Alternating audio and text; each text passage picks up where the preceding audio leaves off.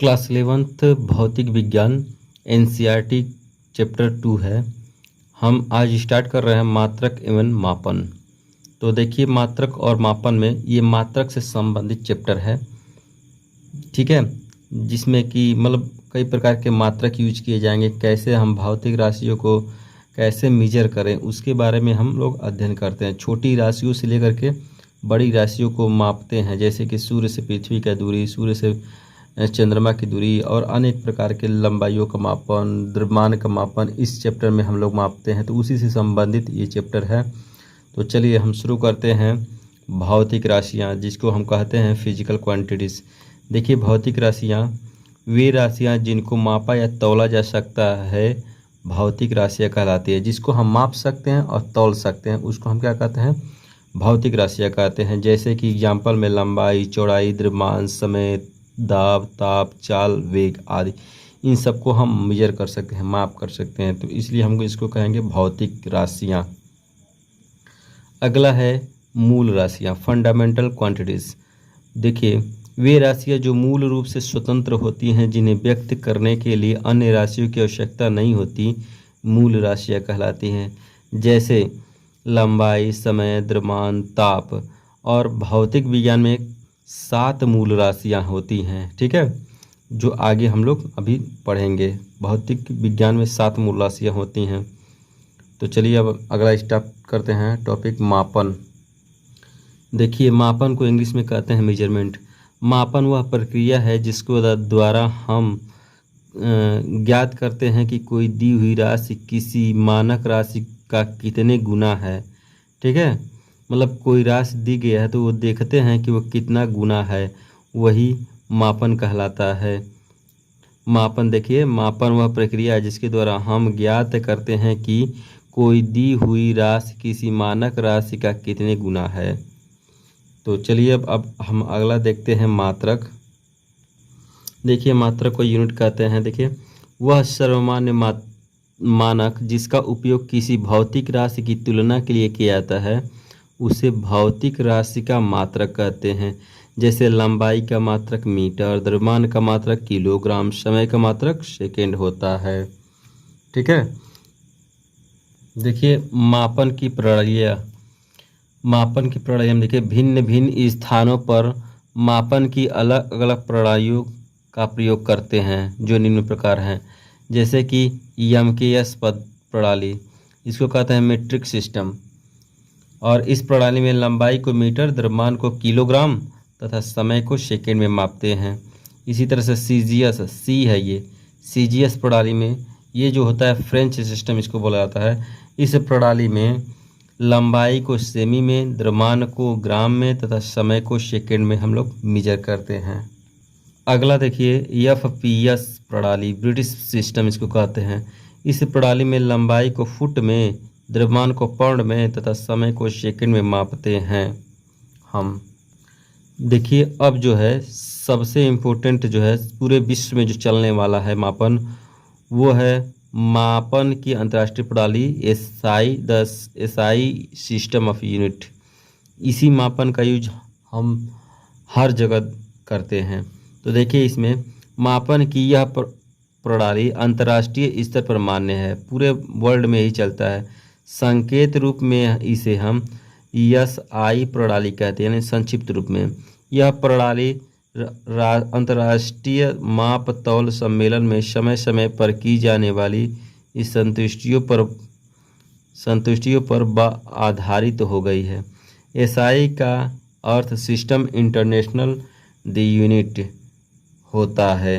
देखिए, system international the unit होता है। ये जो नोट्स हम लिखवा रहे हैं इसको आप अच्छे से अपने कॉपी में नोट कर लीजिएगा, क्योंकि ये एक प्रकार का अच्छा नोट्स है, इससे आप तैयारी कर सकते हैं। तो चलिए हम अगला टॉपिक स्टार्ट करते हैं। देखिए, एसआई प्रणाली में 7 मूल मात्रक हैं। ये है राशियाँ, ये मात्रक है, उसका प्रतीक है। लंबाई का मात्रक मीटर होता है और इसको एम से प्रदर्शित करते हैं। ये द्रव्यमान है, द्रव्यमान का मात्रक किलोग्राम होता है, उसे केजी से रिप्रेजेंट करते हैं। समय का सेकंड और उसे एस से, ताप का केल्विन, उसे के से, विद्युत धारा का एम्पियर, उसे हम ए से रिप्रेजेंट करते हैं। पदार्थ की मात्रा को मोल तो इसको यम ओ एल या म्यू से प्रदर्शित करते हैं, ठीक है। और ज्योति तीव्रता को कैंडेला, इसको सीडी से रिप्रेजेंट हम करते हैं। अब अगला देखिए, इसमें दो पूरक मात्रक रेडियन तथा स्टेरेडियन मात्रक भी शामिल हैं। एसआई पद्धति में कुल मात्रक मूल मात्रक प्लस पूरक मात्रक, ठीक है। तो 7 मूल राशियाँ 2 पूरक मात्रक हैं, मिला करके देखिए 7 मूल राशियाँ हैं और 2 पूरक मात्रक, मिला करके कुल मात्रक 9 हो गए हैं, ठीक है। अब देखिए लंबाई का मापन, मेजरमेंट ऑफ लेंथ। पहला नंबर दिया गया है अत्यंत छोटी दूरियों का मापन, बहुत सूक्ष्म जैसे अणुओं का व्यास, परमाणुओं का आकार, इलेक्ट्रॉन और प्रोटॉन के बीच का डिस्टेंस मापने के लिए विशेष विधि का उपयोग किया जाता है, जिनमें से कुछ विधियां इस प्रकार हैं। तो इसमें पहला नंबर आता है आवोगाद्रो परिकल्पना के उपयोग द्वारा परमाणु की त्रिज्या की गणना। पदार्थ में परमाणु प्रबल आकर्षण बल द्वारा बंधे रहते हैं, ठीक है। आवोगाद्रो के अनुसार पदार्थ के 1 ग्राम परमाणु 6.023 × 10⁻³ परमाणु होते हैं। ये परमाणु पदार्थ का लगभग 2/3 आयतन घेरते हैं। माना पदार्थ का द्रव्यमान यम, पदार्थ का परमाणु भार को यम से रिप्रेजेंट करते हैं। पदार्थ द्वारा घेरा गया आयतन v है तथा परमाणु की त्रिज्या r है। आवोगाद्रो की संख्या n मान लेते हैं हम। तब देखिए क्या करते हैं हम, 1 ग्राम पदार्थ में परमाणु की संख्या n/m हो जाता है। m ग्राम पदार्थ में परमाणुओं की संख्या m से मल्टीप्लाई हो जाएगा। एक परमाणु द्वारा घेरा गया आयतन, तो आयतन होता है ये देखिए, ये है, ये गोले का आयतन है। देखिए एक परमाणु द्वारा घेरा गया आयतन, जो एक परमाणु होता है वो घेरता है, इतना आयतन घेरता है 4/3 πr³। पदार्थ के सभी परमाणुओं द्वारा घेरा गया आयतन, तो ये पदार्थ का सही परमाणुओं की संख्या, इसी से हमने गुणा कर दिया है। उसके से परमाणु का 2/3 आयतन घेरते हैं, तो घेरा गया कुल आयतन 2/3 × v हो गया है। अब ये वैल्यू सब यहाँ पर रख दिए हैं हम, ठीक है। और इसके बाद इधर का ये रख दिए हैं और इधर का ये रख दिए हैं। 2/3 इसे काटे हैं तो देखिए v बराबर, देखिए ये 2 से 2 कटेगा, 3 से 3 कट जाएगा और बचेगा v बराबर इतना m n/m × 2πr³। अब जब हम r³ का वैल्यू निकालेंगे तो इसका इसमें गुणा हो जाएगा और ये जितने गुणे के रूप में वो अपान में हो जाएंगे।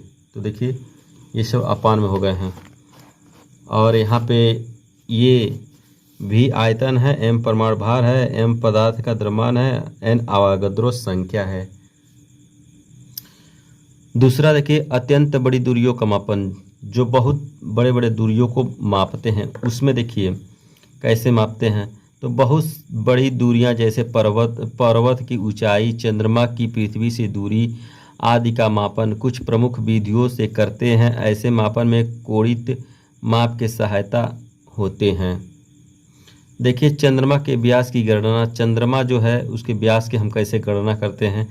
देखिए चंद्रमा है, इसका व्यास हमने AB मान लिया है और प्रेक्षण बिंदु ले लिए हैं। प्रेक्षण बिंदु मतलब जहाँ से यहाँ देखा जा रहा है इसके व्यास को, उसको हम प्रेक्षण बिंदु P मान लेते हैं और इससे दोनों ध्रुवों पर उसका दूरी हमने यस मान लिया, जो कोण बन रहा है थीटा मान ले रहे हैं। तो देखिए इसमें कैसे, माना पृथ्वी तल पर प्रेक्षण बिंदु P है। यदि चंद्रमा को दूरदर्शी द्वारा देखा जाए तो दूरदर्शी में चंद्रमा का प्रतिबिंब एक वृत्तीय चकती के रूप में बनता है। माना प्रेक्षण बिंदु P पर चंद्रमा के व्यास AB द्वारा बना कोण थीटा है, यहाँ पे कोण बन रहा है थीटा। माना चंद्रमा का रेखीय व्यास D मान ले रहे हैं, ये D है, ठीक है। पृथ्वी की चंद्रमा से मध्य दूरी यस है, यहाँ से कोण बराबर हम जानते हैं चाप बटा त्रिज्या होता है, तो चाप यहाँ पे देखिए AB है आपका बराबर D हो गया है। त्रिज्या आपको PA है, आप PB है इक्वल टू S हो गया है। कोण बराबर देखिए थीटा बराबर D/S हो गया, या इसको आप लिख सकते हैं D = S थीटा, ऐसे जब त्रिज्या गुणा कर देंगे तो, ठीक है। उसके बाद से देखिए यस ज्ञात होने पर कोण थीटा को माप कर व्यास चंद्रमा का व्यास डी ज्ञात किया जा सकता है। इस तरह से हम इसको ज्ञात कर सकते हैं। अगला है लंबन विधि द्वारा खगोलीय पिंडों की दूरी ज्ञात करना। देखिए, कुछ समीपवर्ती तारों की पृथ्वी से दूरियां लंबन विधि से ज्ञात करते हैं। जैसे पृथ्वी के जो आसपास के जो तारे होते हैं ना, उनको हम लंबन विधि के प्रयोग से उस दूरियों उनके तारों के बीच और पृथ्वी के बीच का दूरी पता कर लेते हैं। तो देखिए कैसे किया जाता है। माना एक तारा यश की दूरी पृथ्वी से ज्ञात करनी है। माना एक अन्य दूर स्थित तारा एन स्थित है। ठीक है, जैसे कि ये सूर्य है। ठीक है, ये पृथ्वी है। मान लीजिए इस तरह से पृथ्वी की स्थिति, ये सूर्य है और स्थिति मान लीजिए पृथ्वी की यहाँ पर है, फिर यहाँ से घूमकर यहाँ पर आ जा रहा है पृथ्वी। तो अब निकटतम स्थित तारा ये है। ठीक है, तो इस फिगर में बस देख लीजिए। ये माना 22 दिसंबर को पृथ्वी की स्थिति ए पर है। इस फिगर में जो दिखाए हम 22 जून को पृथ्वी की स्थिति बी पर हो जाती है। तारा एन व एस बीच का कोण θ1 है। 22 जून को एन व एस के बीच का कोण θ2 है। दोनों कोणों का योग θ = θ1 + θ2 है। कोण थीटा को तारे का लंबन कोण कहते हैं, ये इस थीटा को। ठीक है, देखिए सूर्य है। सूर्य का पृथ्वी जो है चारों ओर चक्कर लगाती है इसके चारों ओर। तो मान ले रहे हैं कोई 22 जून है डेट, तो 22 जून को यहाँ पे आ जाती है, फिर 22 दिसंबर को यहाँ पे आ जाती है। इसकी स्थिति बदलती जाती है और इनके बीच में एक तारा है यहाँ पे। तो इसके यहाँ से जो एंगल बनता है उसे θ2, यहाँ से जो बनता है θ1 है हम कहते हैं। और इन दोनों को जब जोड़ते हैं तो जो थीटा का मान प्राप्त होता है उसे हम लंबन कोण कहते हैं। देखिए कोण बराबर होता है चाप बड़ा त्रिज्या। कोण चाप यहाँ पे ए बी है, दूरी क्या है, ये दूरी यस ए या यस बी है।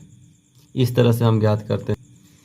प्रतिध्वनि अथवा परावर्तित विधि द्वारा बड़ी दूरियों की गणना। जैसे कि यह एक ऐसी विधि है कि मान लीजिए जब भी कोई पहाड़ी होता है, पहाड़ी से और जो व्यक्ति खड़ा होता है वहाँ तक के बीच की दूरियों को ज्ञात किया जाता है।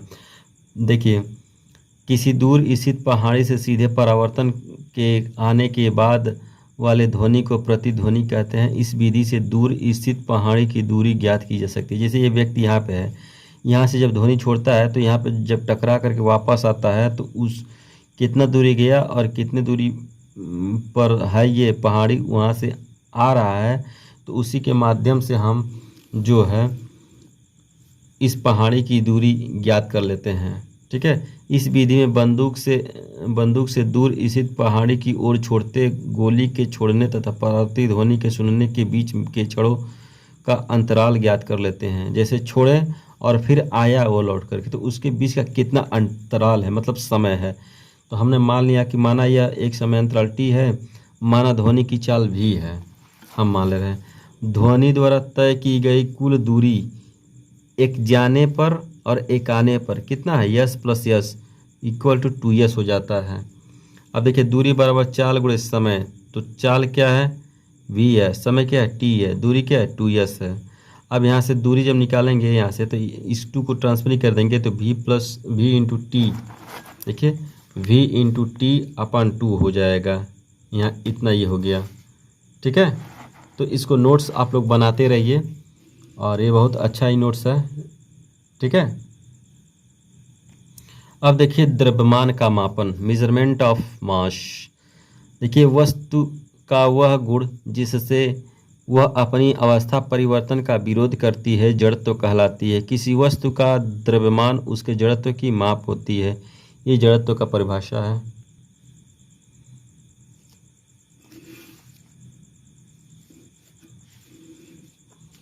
माना m द्रव्यमान की वस्तु पर कार्यरत बल F है तथा वस्तु से उत्पन्न त्वरण A है, तो F प्रोपोर्शनल m नियत त्वरण A पर और F प्रोपोर्शनल A नियत द्रव्यमान पर।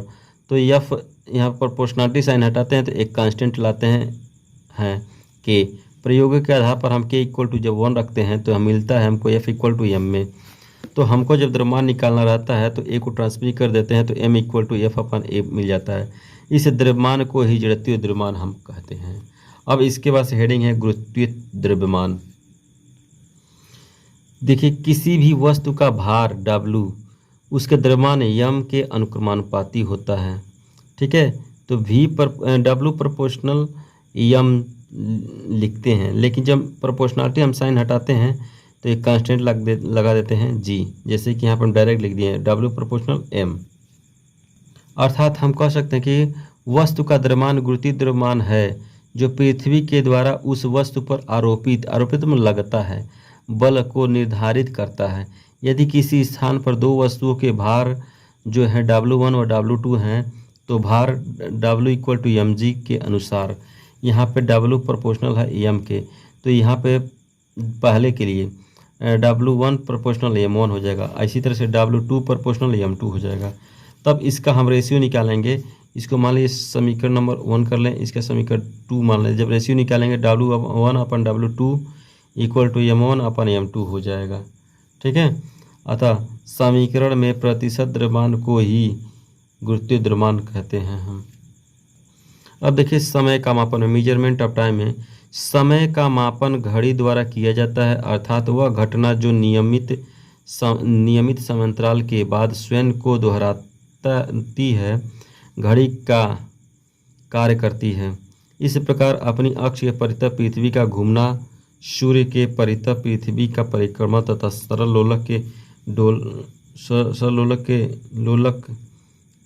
सरलोलक मनुष्य के हृदय का धड़कन आदि प्रकार की घड़ियां ही हैं। अब देखिए समय मापन की विधियां निम्नलिखित हैं। पहला है सौर घड़ी। यह घड़ी सूर्य के परितः पृथ्वी के निश्चित परिक्रमण पर आधारित होती है।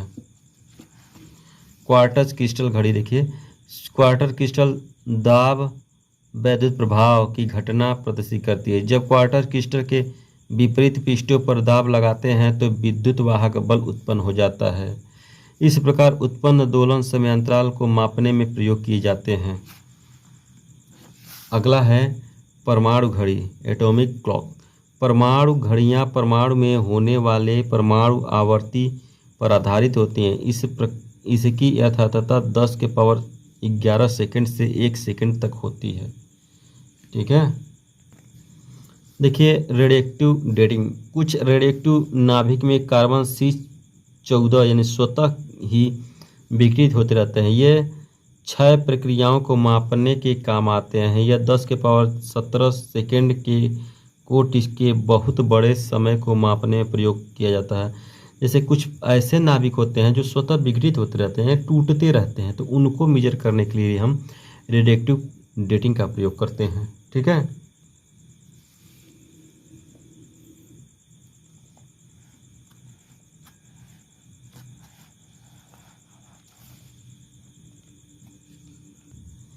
लंबाई के कुछ महत्वपूर्ण मात्रक छोटे तथा बड़े। देखिए एक फर्मी ये 10⁻⁻15 मीटर होता है। एक माइक्रोन 10⁻⁻6 मीटर होता है। एक एंगस्ट्रॉम 10⁻⁻10 मीटर होता है। एक खगोलीय मात्रक AU खगोलीय इकाई दूरी या लंबाई की इकाई है जो लगभग 150 मिलियन किलोमीटर है और पृथ्वी से सूर्य के बीच की दूरी पर आधारित है। एक AU बराबर होता है 1.5 × 10⁻11 मीटर। अगला है प्रकाश वर्ष। खगोलीय पिंडों के बीच की दूरियां जैसे पृथ्वी व सूर्य के बीच की दूरी, पृथ्वी से तारों के बीच की दूरी ज्ञात करने के लिए प्रयोग किया जाता है। अब देखिए जैसे द्रव्यमान से संबंधित है। 1 kg बराबर 10⁻3 ग्राम, 1 ग्राम बराबर 10⁻³ kg और 1 मिलीग्राम बराबर 10⁻6 kg, 1 माइक्रोग्राम बराबर 10⁻9 kg, 1 क्विंटल बराबर 100 kg और 1 मीट्रिक टन बराबर 1000 kg होता है।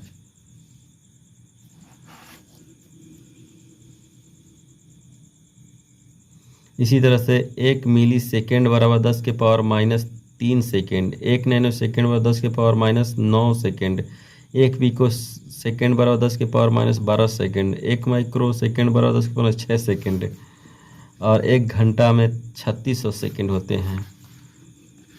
कभी कभी पूछ देता है देखिए, एक सौर दिवस एक दोपहर से दूसरे दोपहर के बीच के समय को एक सौर दिवस कहते हैं। ठीक है, एक सौर दिवस बराबर 8400 सेकेंड, और एक वर्ष में 3.1557 और 10 के पावर 7 सेकेंड होता है। एक लीप वर्ष वह वर्ष जिसके फरवरी माह में एक अतिरिक्त दिन 29 दिन हो, तो वह वर्ष एक लीप वर्ष कहलाता है। एक दशक मतलब 10 वर्ष, एक शतक 100 वर्ष।